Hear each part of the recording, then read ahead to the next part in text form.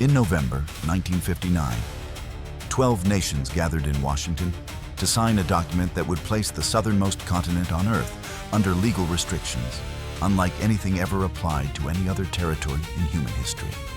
11 delegations signed without incident. One man refused. He was not the head of the Soviet delegation. He was not a scientist. He was not an admiral or a general or anyone whose name appears in the standard histories of the Cold War. He was a mid-level diplomatic attaché named Alexei Voronov. He placed his pen on the table. He did not pick it up again. He submitted a formal written objection through internal Soviet channels. Within 72 hours, he was recalled to Moscow. For the next 28 years, he lived in a kind of deliberately constructed obscurity. No publications, no public statements, no interviews of any kind. He was not imprisoned. He was simply erased. His name removed from the official record of the negotiation he had attended. His written objection filed somewhere no one would look. He died in 1987 in a Moscow apartment. On his deathbed, he summoned the one person he still trusted, a younger man named Grigory Savalev, who had worked alongside him in 1959 and stayed in loose contact for nearly 3 decades. Savalev came. He sat beside the old man, and Voronov spoke for almost 2 hours. What he said was not about politics, not about Cold War strategy or territorial disputes over ice shelves. It was about what he believed was underneath the ice, what he believed the 1959 treaty was actually designed to protect. And why, after 28 years of silence, he had decided that someone needed to know what he had seen in the 6 weeks before he put his pen down. This is not a story about a treaty. This is the story of the one man who refused to sign it, and what that refusal cost him. Welcome to the testimony of Alexei Voronov. Alexei Voronov was not someone who caused trouble. He was an engineer before he became a diplomat. The kind of person who could look at a blueprint and immediately identify what was correct and what was not. Someone who trusted the system, did the work he was assigned, asked no unnecessary questions. That was how his generation operated. He had no reputation for being difficult, no record of dissent. Throughout his career, he was the kind of man his superiors never had to worry about, which is what makes November 1959 so difficult to explain. The first man to refuse to sign was not a rebel, not someone with a grand ideology to defend, not someone with anything to prove, just an ordinary man, one who had seen something 6 weeks earlier and could not pretend that he hadn't. 6 weeks before the treaty was signed, the Soviet delegation received a classified briefing from the American side. This was unusual. In 1959, the United States and the Soviet Union were pointing nuclear weapons at each other. They did not share intelligence. They did not invite each other into closed rooms to look at classified photographs. Yet that day, American representatives spread a series of aerial reconnaissance photographs across the table and invited the Soviet delegation to look. The photographs showed a section of the eastern Antarctic ice shelf. Voronov sat in that room. He looked at those photographs, and what he saw did not match any of the explanations being offered. In his written account, he described what appeared to be geometric patterns, not the random fracture lines of ice, not the underlying rock formations beneath. Straight lines, right angles, repeating structures arranged with a regularity that nature does not produce. He asked questions. The American side said it was natural ice compression. He shook his head. He had studied engineering. He knew what compression patterns looked like. What was in those photographs was not compression. He pushed further. Voronov was not the first person to ask difficult questions about Antarctica. In 1946, the United States Navy deployed 4,700 men, 13 warships, and 23 aircraft to a continent with no population. The mission was called Operation High Jump. The original plan called for 6 to 8 months. They left after 8 weeks. No public explanation was given. 4,700 men is not a training exercise.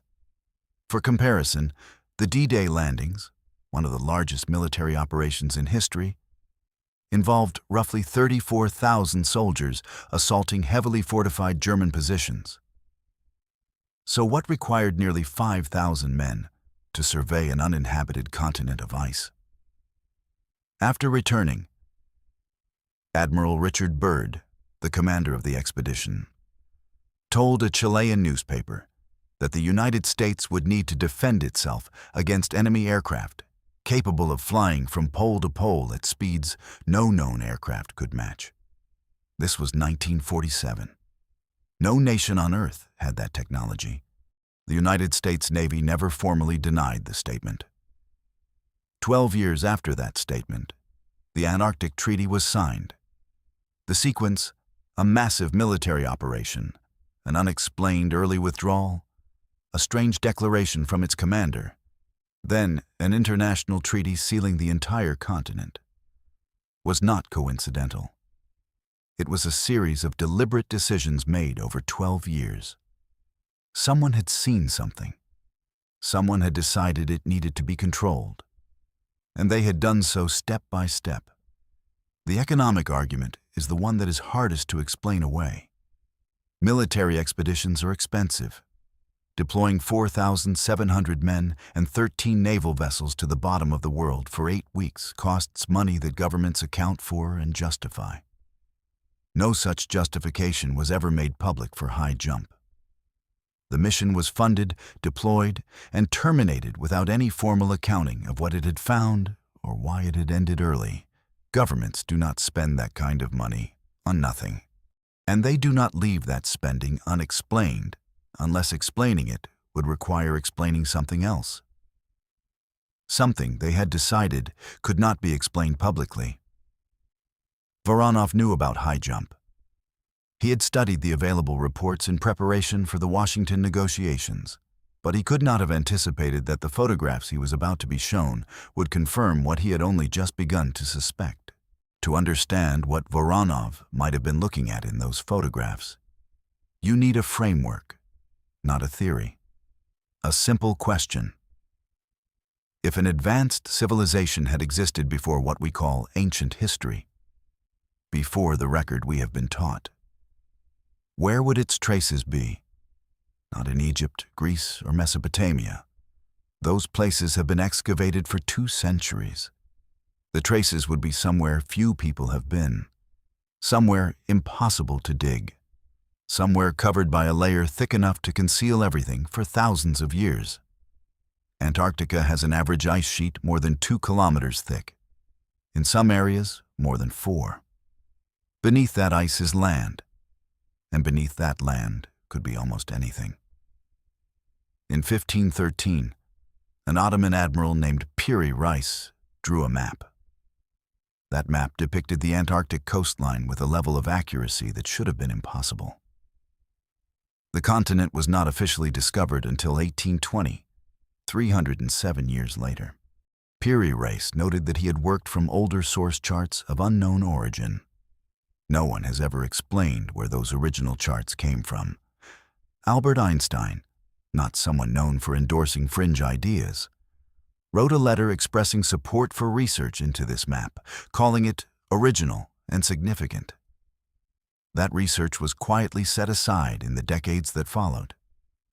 Charles Hapgood, an American historian, spent years investigating the Piri Reis map and maps like it.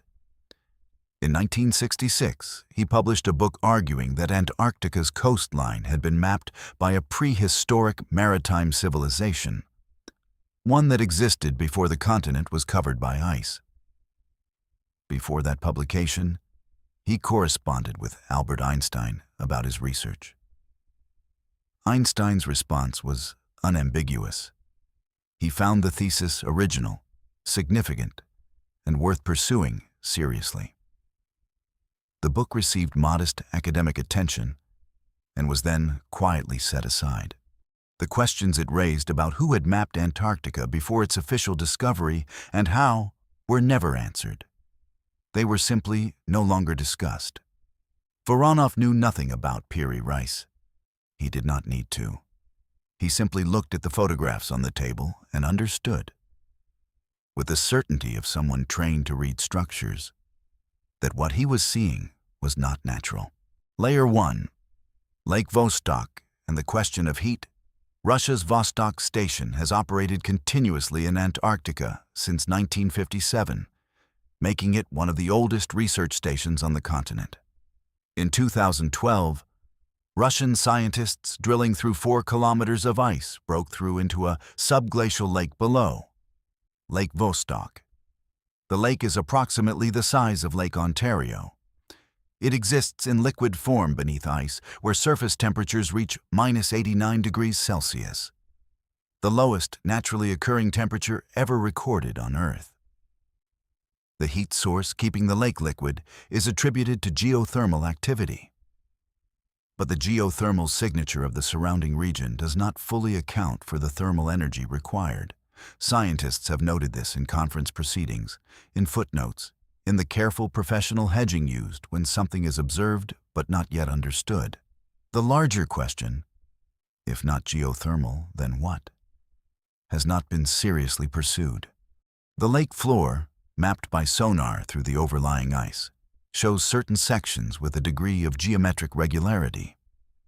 Straight runs, angles, inconsistent with natural geology. This has been mentioned in the scientific literature. It has never been formally investigated. Layer 2. The visits of 2016. In November 2016, 3 people with no apparent connection to each other all traveled to Antarctica in the same year.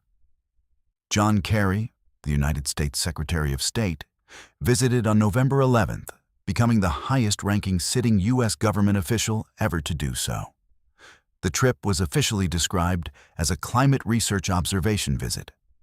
It took place during a week when his diplomatic obligations would normally have kept him in Washington. Buzz Aldrin, the astronaut who walked on the moon, also visited Antarctica that November. He was medically evacuated from the continent after a short stay. Before leaving, he posted one tweet: "We are all in danger. It is evil itself." He has never explained what he meant. Those around him said he had been affected by altitude and the extreme cold. Possibly. But he had been to the moon. He understood what a hostile environment felt like. Patriarch Kirill, the leader of the Russian Orthodox Church, visited Antarctica in February 2016, the first Russian Orthodox patriarch ever to set foot on the continent. The visit was explained as a prayer service at the small chapel at the Russian research station. Among those accompanying him were representatives of Russian state organizations not typically associated with religious observances. 3 visits. 3 people from 3 entirely different fields. The same year. No one has offered a complete explanation for any of them. Layer 3. The unexplained seismic readings. Since the 1960s, sensitive seismic monitoring equipment placed in Antarctica has recorded anomalous vibrations originating from beneath the ice shelf. Some are attributed to volcanic activity. Mount Erebus on Ross Island is a known source. But a subset of these readings match none of the natural explanations. They occur at regular intervals with consistent directionality. In some cases, they have been correlated with anomalous geomagnetic readings in the same region. The scientific literature notes these readings as not fully explained. No one has seriously considered whether they could be produced by something artificial. Layer 4. The treaty and what science cannot explain. The Antarctic Treaty is structured in ways that apply to no other territory on Earth. You cannot simply go to Antarctica and begin excavating. You cannot conduct ground-penetrating radar surveys wherever you choose. You cannot publish findings from Antarctic research without going through approval processes involving the treaty signatories. The official justifications are environmental protection and the preservation of scientific integrity. Those are entirely legitimate reasons. They are also entirely consistent with another reason that almost no one is permitted to say directly. Voronov believed the real reason was not scientific. In his written objection, he stated that he did not believe this was a scientific cooperation agreement. He believed it was a collective suppression agreement about something that had been found beneath the ice. The obvious question is, why? Why would two superpowers pointing nuclear weapons at each other agree to stay quiet about the same thing?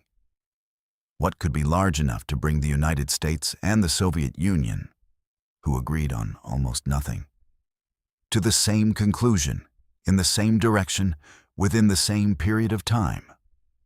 Two explanations. The first, they found evidence of a prior civilization, large enough, advanced enough to destabilize every story humanity tells itself about its own origins, about history, about religion, about who we are and where we came from.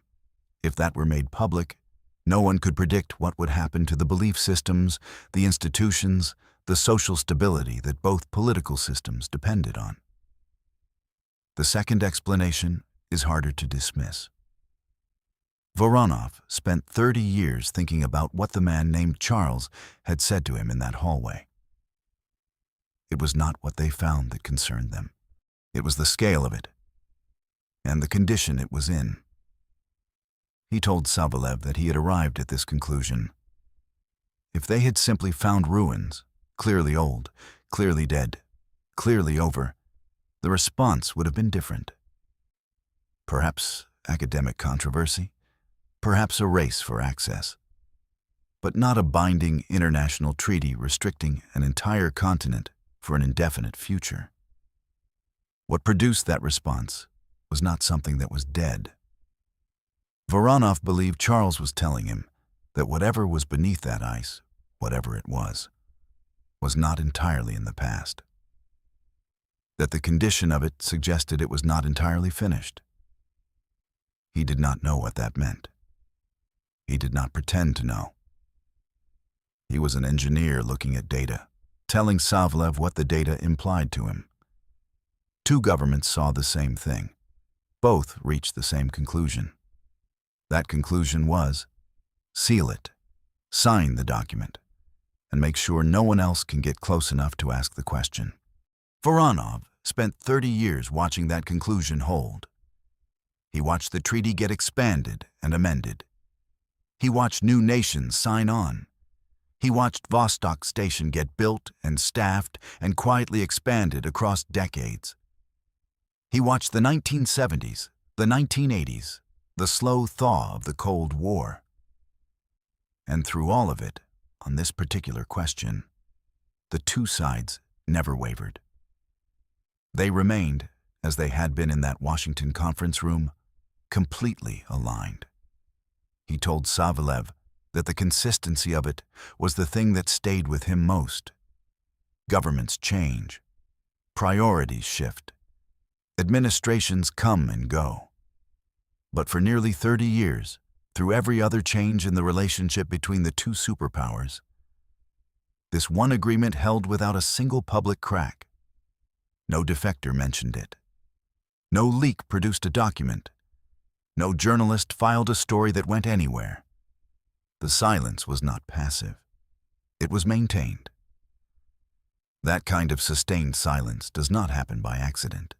It happens because everyone who knows what the silence is protecting has looked at what they know and reached the same conclusion Voronov reached in that hallway, that this was not something you talked about. Voronov lay in his apartment in Taganka with Savelev sitting beside him. He talked about the photographs, about the briefing room in October 1959, about the feeling of looking at those straight lines in the ice and knowing, with the certainty of someone trained in engineering, that this was not natural. He talked about the man named Charles, the British diplomat who had pulled him into the hallway on the final night of negotiations. the man who had told him the decision had been made at a level above both of them, that both the Americans and the Soviets had seen things they did not fully understand and had agreed on what needed to be done. Voronov had asked, "What did they find? What specifically?" Charles was quiet for a moment. Then he said, "It was not what they found that concerned them. It was the scale of it and the condition it was in." Then he walked away. Voronov told Savalev that he had stood in that hallway and understood immediately that Charles was not talking about ruins. When people find ruins, they study them. They do not sign international treaties sealing entire continents. People do that when what they find is not entirely ruins. He did not elaborate. Savalev asked him what he meant. Was it active? Was it alive? He shook his head. He said he had no answer to that question. He only had 9 words from a man in a hallway in 1959 and 30 years of thinking about them. What made him decide to speak that night was not a desire for someone to know a secret. He told Savalev that he had spent 30 years deciding whether the governments had been right, whether the suppression was justified, whether ordinary people were genuinely better off not knowing. And he had concluded that they were wrong. Not because people could not bear the truth, but because the lie had a cost that no one had properly calculated. That cost was this: humanity was navigating toward a future without an accurate map of its own past. And in the mind of an engineer, that was not a stable condition. "Write it down," he told Savalev. "Keep it. Wait until it can be said without destroying the person who says it." 4 days later, Voronov was gone. Savalev wrote down everything he could remember. He kept those notes in a box under his bed for 11 years. He showed them to 2 people in his lifetime, his daughter and a researcher who found him through a chain of Soviet-era archival contacts in 1998. That is the reason we know any of this at all. The story of Alexei Voronov is not about Antarctica. It is about what happens when an ordinary man, with no power, no weapons, no allies, sees something and decides he cannot pretend that he did not. He saved no one. He changed nothing. The treaty was signed. Antarctica remained sealed. His name was erased from the official record. The only thing he did was refuse to put his name on a document he did not believe in. And that cost him 28 years. But here is what we know with certainty. The Antarctic Treaty exists. Its restrictions are real and apply to no other territory on Earth. Operation High Jump happened. Its early termination without explanation is documented. Admiral Byrd's newspaper statement is on record. The Peary Race map and its anomalies are real. Lake Vostok exists with thermal characteristics that science has not fully explained. The 3 visits of 2016 happened. Not one of the 3 visitors has offered a complete explanation. None of these facts require Voronov's account to be true. They exist independently in the public record, waiting for someone to place them in the same room and ask why they all point in the same direction. There is a question embedded in the structure of the Antarctic Treaty that the treaty itself does not answer. The treaty restricts access. It restricts research. It restricts publication. It requires approval processes that apply to no other landmass on Earth. And it has been maintained, expanded, and signed onto by an increasing number of nations across more than 60 years. Through the end of the Cold War, through the collapse of the Soviet Union, through every realignment of global power that followed. If there is nothing beneath the Antarctic ice except ice, rock, and geological formations that science already understands, the legal framework governing that continent looks like far more than the situation requires. Environmental protection and scientific integrity do not demand the most restrictive territorial agreement in the history of international law. They demand something reasonable, something proportionate. What exists in Antarctica is not proportionate to what is known to be there. That gap, between the restrictions that exist and the official justification for them, is the same gap that Voronov saw in 1959 when he looked at those photographs and then looked at the document he was being asked to sign.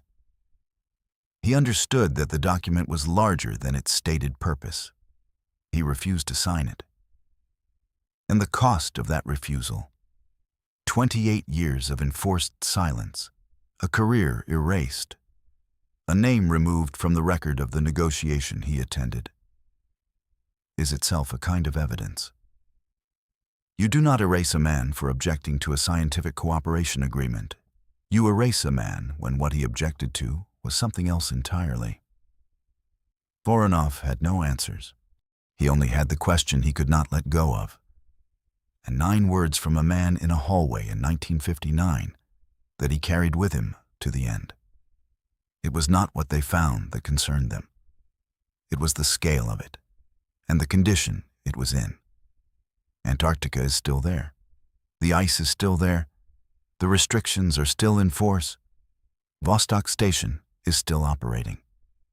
The full body of its research has never been made completely available to the public. And beneath that ice, whatever it is, whatever condition it is in, remains precisely what it has always been. The treaty ensures we cannot get close enough to look for ourselves. Voronov asked that question in a formal written objection in November 1959. He never received an answer.